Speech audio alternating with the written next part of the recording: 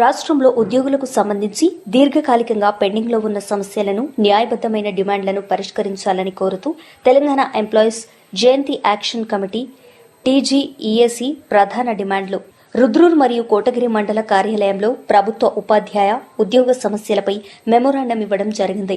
అలాగే వారు మాట్లాడుతూ జూన్ 2వ తేదీ నాటికి పీఆర్సీ అమలు కావాలి, రిటైర్ అయిన ఉద్యోగులకు పెండింగ్ బిల్స్ క్లియర్ చేయాలి, హెల్త్ కార్డు జారీ చేయాలి, ఓపీఎస్ విధానంను పునరుద్ధరించాలి, 2004కు ముందు నియామకమైన ఉద్యోగులకు ఓపీఎస్ అమలు చేయాలి, డీఏలను విడుదల చేయాలి, వీఆర్ఏల సమస్యలను పరిష్కరించాలి, ఉద్యోగ భద్రత కల్పించాలి, అలాగే బదిలీలను చేపట్టాలి, ప్రభుత్వ ఉద్యోగులకు ప్రత్యేక కార్యాచరణ చేపట్టాలని వారు వివరించారు.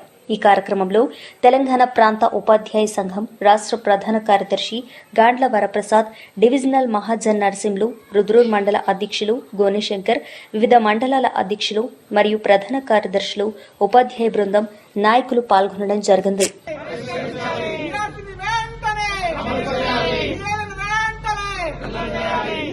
రద్దు చేసి ఓపీఎస్ వెంటనే